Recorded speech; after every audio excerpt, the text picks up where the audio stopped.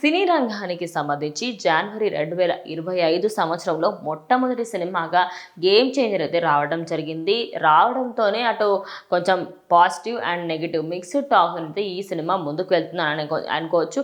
అయితే దీనికి సంబంధించి సోషల్ మీడియాలో కొన్ని ప్లాట్ఫామ్స్లలో మాత్రం అప్పన్న క్యారెక్టర్ గురించి, అదేవిధంగా రామ్ నందన్ క్యారెక్టర్ గురించి కూడా అందరూ మాట్లాడుకుంటున్నారు. మనం ఇక్కడ దానికి సంబంధించి మనం అప్పన్న క్యారెక్టర్ గురించి మాట్లాడుకుంటే ఆయన క్యారెక్టర్ అనేది చాలా బాగా ఎలివేట్ చేశారు. ఎందుకంటే ఆయననే సినిమా మొత్తానికి ఒక సోల్గా ముందుకు తీసుకువెళ్ళారు. కానీ కొన్ని పాయింట్స్లలో ఆయన క్యారెక్టర్ కూడా కొంచెం డౌన్ అయినట్టు అనిపించింది. ఇక రామ్ నందన్ అయితే తండ్రి కోసమే ఆయన ఐఏఎస్గా అటు క్యారాదు అని చెప్పినప్పటికీ కూడా ఐఏఎస్గా మారిన తర్వాత అసలు ఒరిజినల్గా ఐఏఎస్ ఎలా ఉండాలి ఏంటి అనే దాన్ని కూడా ఆయన చాలా బాగా నటించారని ఒక యూట్యూబర్కి సంబంధించి చాలామంది అయితే దానిపైన రివ్యూ ఇవ్వడం జరిగింది. ఓవరాల్గా దాని రివ్యూ మనం చూసుకుంటే సినిమా సూపర్.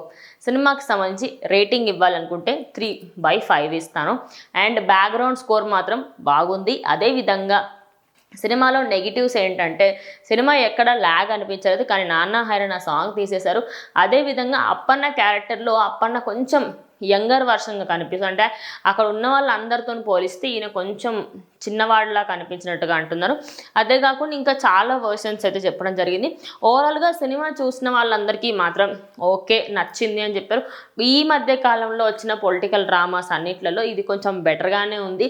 అదేవిధంగా పాలిటిక్స్లో ఎలా జరుగుతుంది ఏంటి అనేది కూడా క్లియర్ కట్గా చూపించిన సినిమా ఇదే అంటూ కొంతమంది అయితే అంటున్నారు. చాలామంది దీనిపైన నెగిటివ్గా కూడా చెప్తున్నారు.